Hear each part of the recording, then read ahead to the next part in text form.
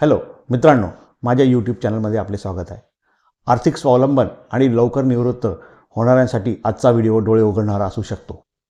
परंतु तपशिलात जाण्यापूर्वी आपण माझे चॅनल सबस्क्राईब करा आणि नोटिफिकेशन आयकॉन प्रेस करा, जेणेकरून आमचे आर्थिक परिवर्तन घडवून आणणारे कंटेंट आपण कधीच मिस करणार नाही. तर चला सुरुवात करूया. आपण कधी या जीवनाची संकल्पना केली आहे की जिथे आपण लवकर निवृत्त होऊ आणि आपले उर्वरित आयुष्य आपल्या आवडीनिवडी पूर्ण करण्यासाठी घाल, तेही काही आर्थिक चिंता न करता. अलीकडे अनेकांना लवकर निवृत्त होण्याच्या संकल्पनेने मोहित केलेले आहे आणि हे शक्य आहे.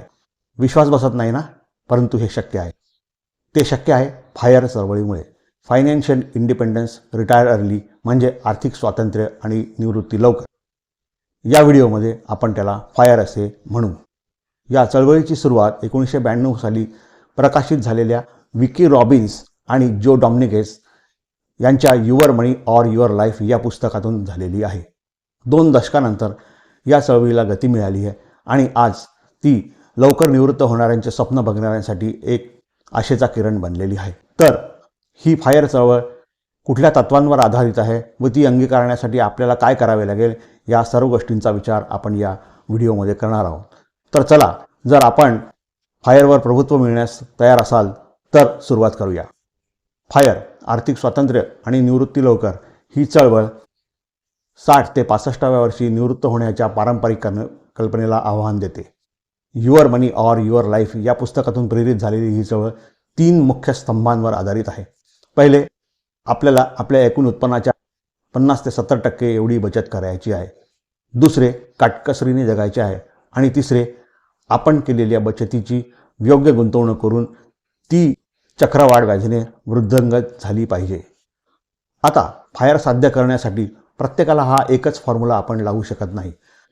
प्रत्येकाची विविध जीवनशैली आणि आर्थिक उद्दिष्ट लक्षात घेता फायरचे अनेक विविध प्रकार केलेले आहेत आणि ते काय ते आपण बघूया. पहिला प्रकार सामान्य फायर किंवा नॉर्मल फायर. यात निवृत्ती आधीचे व निवृत्तीनंतरची जीवनशैली ही साधी असावी लागते आणि निवृत्तीच्या वेळेस आपल्या एकूण वार्षिक खर्चाच्या 25 पट एवढी रक्कम आपल्याला जमा करावी लागते. दुसरा प्रकार आहे लीन फायर, ज्यात निवृत्तीनंतरचे जीवन हे अतिशय काटकसरीचे असते आणि वर्तमानातील बऱ्याचशा सुखसोयींचा आपल्याला त्याग करावा लागतो. ज्यांचे सध्याचे उत्पन्न कमी आहे त्यांच्यासाठी हा प्रकार आहे. तिसरे, फॅट फायर. फॅट फायर हा प्रकार सध्या ज्यांचे उत्पन्न अधिक आहे व तीच जीवनशैली निवृत्तीनंतर सुद्धा ज्यांना सुरू ठेवायची आहे त्यांच्यासाठी उद्देशून बनवलेला आहे. चौथा प्रकार आहे कोस्ट फायर. ह्या प्रकारातील लोक आक्रमक बचत व गुंतवणूक करतात आणि निवृत्तीनंतर सुद्धा काम करत असतात, फक्त तो आपला खर्च भागवण्यासाठी, आणि आपल्या बचतीचा सुद्धा ते वापर करतात. शेवटचा प्रकार आहे बरिस्ता फायर. बरिस्ता फायर या प्रकारातील लोक सुद्धा आक्रमक बचत आणि गुंतवणूक करतात, परंतु त्या उद्देशाने की त्यांना भविष्यात जास्त काम करू नये. निवृत्तीनंतर सुद्धा हे लोक काम करत असतात, परंतु ते कमी मागणी असलेले काम व अर्धवेळ काम करतात. आता फायर आपण कसे प्रत्यक्षात अंमलात आणायचे आणि कसे लवकर निवृत्त व्हायचे ह्यासाठी जे टप्पे दिले आहे त्याचा विचार करूया. पहिल्या टप्प्यात आपल्याला आपल्या उत्पन्नातील 50 ते 70% एवढी रक्कम बचत करायची आहे. एवढ्या मोठ्या रकमेची बचत करणे हे जरी कठीण वाटत असले तरी ते शक्य आहे. दुसऱ्या टप्प्यामध्ये आपल्याला खर्च अतिशय काटकसरीने व हुशारीने करायचा आहे आणि अत्यावश्यक खर्च असाच करायचा आहे आणि आर्थिक शिस्त वाढवायची आहे. काटकसरीचे जीवन हे फायरचे मुख्य तत्व आहे. तिसऱ्या टप्प्यामध्ये जी बचत केलेली आहे ती योग्य गुंतवणूक करायची आहे, जेणेकरून आपली बचत ही चक्रवाढ व्याजाने वृद्धिंगत होत राहील. गुंतवणुकीसाठी कमी व मध्यम जोखीचे इंडेक्स फंड व ETF यांना प्राधान्य द्यायचे आहे आणि निवृत्तीनंतर आपल्याला आपल्या एकूण बचतीच्या 4% एवढीच रक्कम वापरायची परवानगी आहे. आता आपण फायरचे काही फायदे आणि तोटे पण आहेत त्याचा विचार करूया.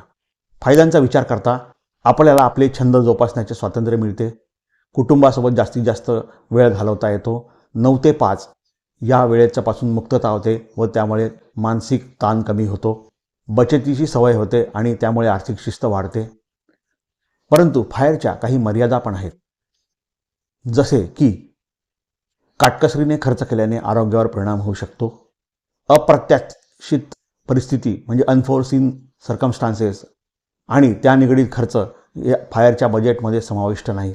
आणि महत्त्वाचे म्हणजे निवृत्तीनंतरचा मोकळा वेळ कसा घालवावा हे फार मोठे आव्हान आहे. फायरबद्दलची महत्त्वाची माहिती आपण जाणून घेतली आहे, परंतु इथे आपल्याला एक प्रश्न पडला असेल की ही फायर प्रत्येकासाठी कार्य करते का? जरी निवृत्तीसाठी आर्थिक नियोजनाची आवश्यकता आहे, तरी फायर प्रत्येकासाठी योग्य असू शकते का? तर प्रत्येकाने आपली जीवनशैली, उद्दिष्टे व आपले उत्पन्न याचा विचार करून व त्याची सांगड घालून फायरमध्ये आवश्यक ते बदल करावे लागतात.